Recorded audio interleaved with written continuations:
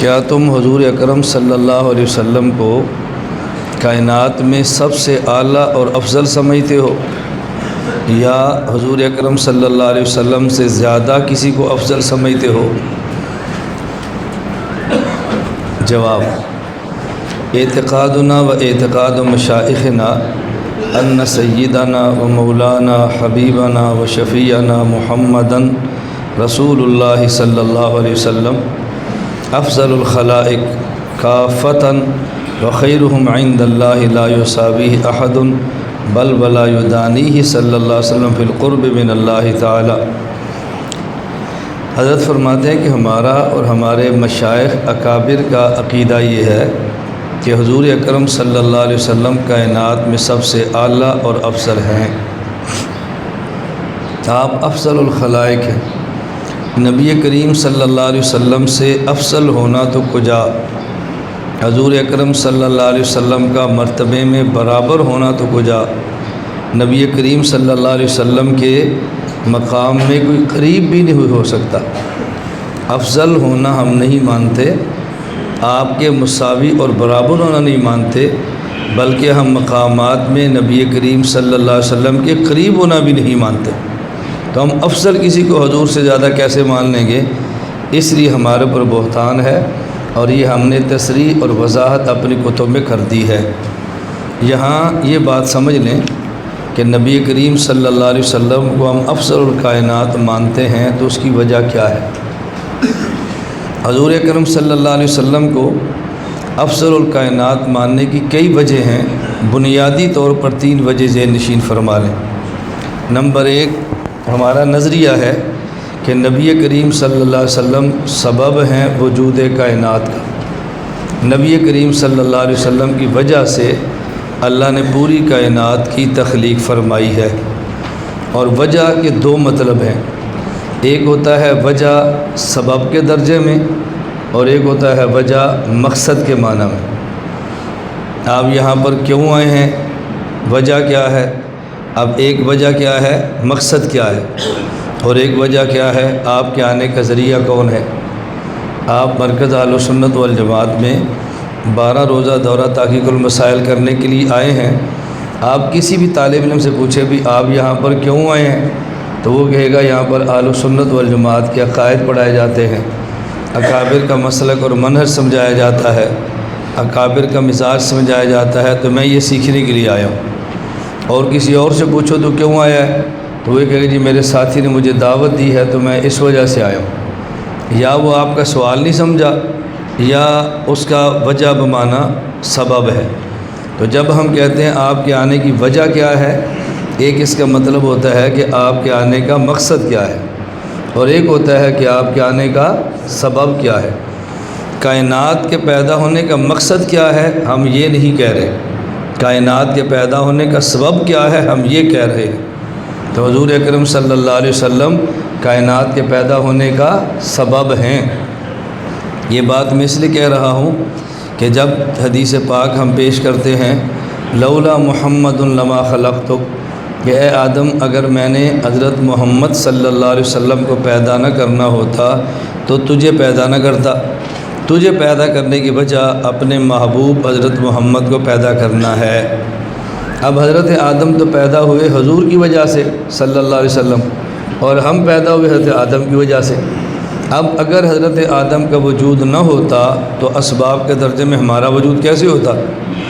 اور یہ جو کائنات کی چیزیں ہیں، قرآن کریم ہے خلق لکم ما فی الارض جمیعا، خلق لکم، یہ ہم نے تمہارے لیے پیدا کیے ہیں، تمہاری وجہ سے، تمہارے سبب، تمہارے منافع کے لیے۔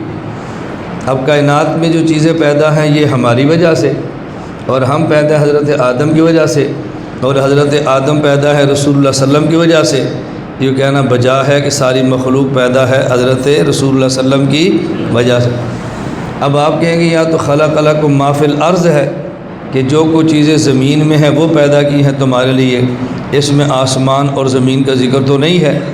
لیکن یہ بات تو طے شدہ ہے نا کہ جب تک اللہ نے انسان کو زندہ رکھنا ہے، آسمانوں اور زمینوں کو رکھنا ہے، اور جب انسان کو فنا کرنے کا فیصلہ فرما لیں گے، پھر نہ آسمان ہوگا نہ زمین ہوگی، نہ سورج ہوگا نہ چاند ہوگی، چاند ہوگا، نہ ستارہ ہوگا، نہ اور مخلوق ہوگی۔ تو یہ جو پوری دنیا میں کائنات میں چیزیں ہیں، یہ کب تک ہے؟ جب تک انسان کو رکھنا ہے، اور جب انسان کو فنا کرنے کا فیصلہ فرما لیں گے کہ قیامت برپا کرنی ہے، اب اذا الشمس کورت واذا النجوم انکدرت واذا الجبال سیرت، یہ ساری چیزیں ختم ہو جائے گی نا، کیوں؟ اب انسان کو جو نہیں رکھنا۔ اب اس سے قرآن کریم کی ایک اور آیت آپ کو سمجھ آ گئی، لو یؤاخذ اللہ الناس بما کسبوا، اللہ فرماتے ہیں اگر ہم انسان کے اعمال بد کی وجہ سے دنیا میں مواخذہ کریں تو ما ترک علیہا من دابہ ما ترک علی ظہرہا، دونوں آیتیں ہیں، ہم زمین کی پشت پہ کوئی جانور بھی نہیں زندہ رہنے دیتے۔ اب ایک بندے میں ذہن میں سوال آتا ہے کہ جب مواخذہ انسان کا ہے انسان کے گناہوں کی وجہ سے، تو جانور کو زندہ کیوں نہیں رہنے دیتے؟ جانور کیا کیا قصور ہے؟ انسان کو ہلاک کرے نا، جانور کو ہلاک کیوں کی ہے؟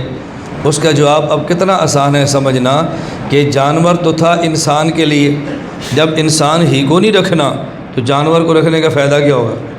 اب آپ حضرات پڑھنے کے لیے آئے، میں ایک مثال دے رہا ہوں، بھئی یہ پنکھا چل رہا ہے، کیوں پڑھنا ہے؟ اور جب پڑھنے والا طالب علم ہے، اس پنکھے کو رکھ کے کیا کرنا ہے اور چلا کر کیا کرنا ہے؟ تو انسان، جانور تو تھے انسان کے لیے، جب انسان کے مواخذے کی وجہ سے انسان ہی کو ختم کر دیا، اب دنیا میں جانور رکھنے کا فائدہ کیا ہوگا؟ اس لیے جانور کو ختم کرنا ظلم نہیں ہے کہ جی گناہ انسان کا ہے اور ہلاک جانور کیا جا رہا ہے۔ آپ کیا ہلاکت کا معنی ظلم ہے؟ اللہ کے ہلاکت کا معنی فنا ہے۔ جس کو اللہ نے پیدا کیا ہے اس کو اللہ نے دنیا سے ختم بھی کرنا ہے، کس کو کب کرنا ہے، کس کو کیوں کرنا ہے، یہ اللہ کے فیصلے میں بندہ دخل نہیں دے سکتا۔ تو رسول اکرم صلی اللہ علیہ وسلم افضل الکائنات ہے، ایک وجہ آ گئی، کیوں؟ آپ سبب وجود کائنات ہیں۔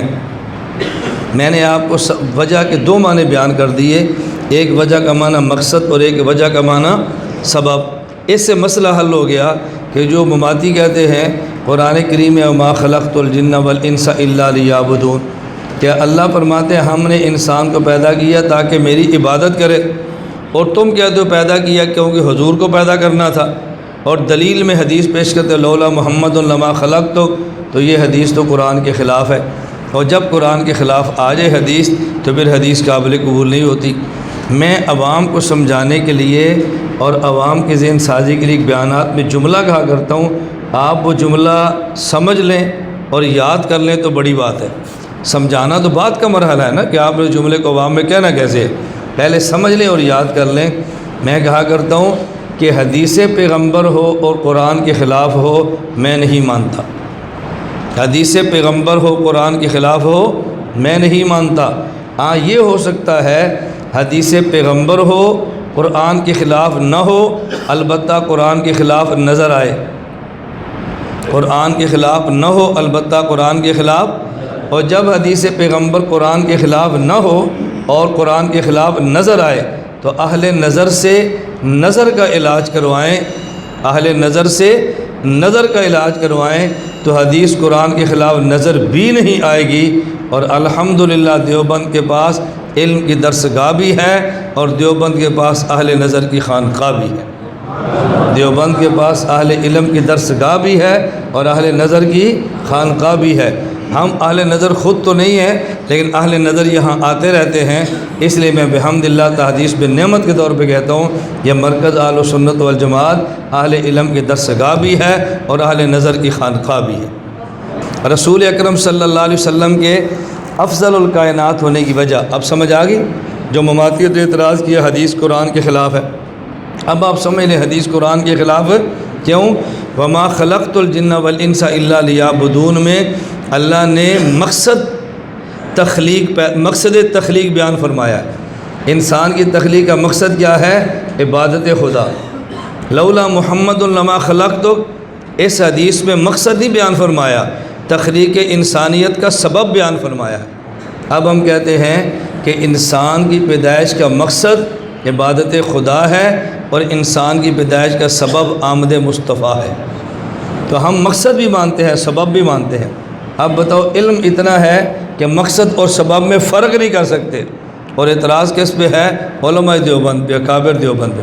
اپنے علم کی سطح دیکھو اور جن پہ اعتراض کرتے ہیں ان کی شان بھی دیکھو۔ بعض لوگوں کا مزاج یہ کہ اعتراض بڑوں پہ کرتے ہیں، چھوٹے پر نہیں کرتے۔ کیوں؟ وہ سمجھتے کہ اس سے میں بڑا ہو جاؤں گا۔ رسول اللہ صلی اللہ علیہ وسلم کے افضل الکائنات ہونے کی دوسری وجہ، دنیا میں کسی بھی چیز کے افضل ہونے کی دو وجہ ہوتی ہیں بنیادی طور پہ۔ نمبر ایک، اس چیز کا مٹیریل کیا ہے، اس کا خمیر کیا ہے، یہ بنی کس سے ہے، اور نمبر دو، اس کے فوائد کیا ہے۔ اس بنیاد پہ چیز اعلیٰ اور افضل شمار ہوتی ہے۔ آپ دنیا میں دیکھ لیں، آپ ایک گھڑی بازار سے جا کر لیں کہ جی گھڑی کتنے کی ہے، کہ یہ تو 1000 کی ہے، یہ گھڑی کتنے کی ہے، یہ 10,000 کی ہے۔ اب گھڑی 1000 اور 10,000 کی فرق کیوں پڑا ہے؟ دونوں ٹائم ہی دے رہی ہیں نا۔ کیوں؟ کہتے ہیں یہ پلاسٹک سے بنی ہے اور یہ اسٹیل سے بنی ہے، مٹیریل بدل گیا نا، قیمت بدل گئی۔ یہ گھڑی نان واٹر پروف ہے اور یہ واٹر پروف ہے، اس میں پہن کے وضو کریں گے تو پانی چلا جائے گا، لہٰذا 1000 کی ہے، اور اس کو پہن کے غسل بھی کریں گے تو پانی نہیں جائے گا، تو لہٰذا یہ 10,000 کی ہے۔ یہ گھڑی ایسی ہے کہ رات کو ٹائم نہیں بتاتی، اور یہ ایسی ہے کہ رات کو بھی ٹائم بتاتی ہے، قیمت میں فرق پڑ جائے گا۔ یہ گھڑی ایسی ہے کہ جو رات کو نمازوں کے اوقات بتاتی ہے اور یہ نہیں بتاتی، تو قیمتوں میں فرق پڑتا ہے۔ چیز اعلیٰ افضل کیوں ہوتی ہے؟ نمبر ایک مٹیریل کیا ہے، اور نمبر دو فوائد کیا ہے۔ ہم کہتے ہیں حضور اکرم صلی اللہ علیہ وسلم پوری کائنات میں سب سے افضل ہیں۔ پہلے یہ دیکھیں کہ پیغمبر کا وجود اطہر بنا کس سے ہے، حضور کا وجود اطہر کس سے بنا ہے؟ عام نبی کا وجود مٹی سے بنتا ہے، اور پیغمبر کا وجود اصلی حضور کا جنت الفردوس سے بنتا ہے۔ زمین کی مٹی سے افضل ہے جنت کی مٹی، اور جنت کی مٹی سے افضل ہے جنت الفردوس کی مٹی۔ تو جب آپ کا خمیر سب سے اعلیٰ ہے تو آپ کی ذات پر سب سے اعلیٰ ہوگی نا۔ نمبر دو، اعلیٰ ہونے کی وجہ اس کے فوائد کیا ہیں؟ ہم کہتے ہیں فوائد کیا ہیں، اب اس پر آدمی کیا بات کر سکتا ہے۔ کائنات میں سب سے آدمی کی رہائش کے لیے جو اچھی جگہ بنی ہے وہ جنت اور جنت الفردوس ہے، اور یہ ملنی کس کو ہے؟ جس نے کلمہ حضور کا پڑھنا ہے۔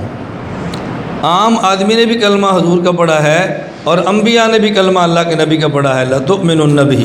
یہ مزید میں تحذیر الناس پہ بات کروں گا انشاءاللہ۔ عام انسانوں نے بھی اور انبیاء نے بھی کلمہ رسول اللہ صلی اللہ علیہ وسلم کا پڑھا ہے۔ اس کا معنی یہ ہے کہ آدمی کو سب سے اچھی رہائش، سب سے سہولت والی زندگی جو ملے گی وہ حضور کی وجہ سے ملے گی۔ تو آپ اندازہ کریں نا نبی کے آنے کا فائدہ کیا ہے۔ آپ اے سی لگا لیں، کمرہ ٹھنڈا، تھوڑی دیر بعد پھر گرم۔ آپ کچھ پھل کھا لیں، کھایا پیٹ خراب۔ اور جنت کی جو نعمتیں ہیں، میں آپ کو تفصیل میں نہیں جا رہا، صرف اشارہ کر رہا ہوں، ایک نعمت بتا رہا ہوں، باقی ساری نعمتیں تو بات کی، ایک نعمت دیکھ لیں۔ دنیا میں رہنے کے اعتبار سے تو جنت جسم کی راحت کے لیے سب سے اچھی جگہ ہے دنیا میں، اور دنیا میں سب سے اچھی چیز انسان کی روحانیت کے لیے وہ اللہ کا دیدار ہے۔ روحانیت میں سے بڑی نعمت کوئی نہیں کہ اللہ کا دیدار مل جائے۔ تو اللہ کا دیدار کب ہوگا؟ جب حضور پر ایمان لائیں گے، یا ایمان لائے بغیر ہو جائے گا؟ ایمان لائیں گے تو ہوگا۔ تو نبی پاک صلی اللہ علیہ وسلم کے صدقے مادیت میں سب سے بہترین جگہ وہ جنت مل جائے گی، اور روحانیت کی سب سے اچھی جگہ، سب سے اچھی چیز اللہ کا دیدار مل جائے گا۔ اب بتاؤ، حضور کا خمیر بھی اعلیٰ ہے اور حضور کے آنے کے فوائد بھی سب سے اعلیٰ ہیں۔ اس لیے ہم کہتے ہیں اللہ کے نبی کائنات میں افضل الکائنات ہیں، سید الکائنات ہیں، خیر الخلق ہیں اللہ کے نبی۔ یہ میں نے 3 دلیلیں اشارتاً عرض کی ہیں۔ میں نے پہلے بھی عرض کیا تھا، آپ اس سے اگلی بات خود سمجھتے ہیں ایک ایک بات پہ کتنے دلائل اور کتنی لمبی بات ہو سکتی ہے۔ میں اشارے کر کے ذہن سازی کر دیتا ہوں کہ آپ کا ایک طرف ذہن چل جائے، آپ کا رخ بن جائے، اور رخ سے دلائل آپ خود قائم کرتے رہیں گے، پھر دلائل قائم کرنے مشکل نہیں ہوتے۔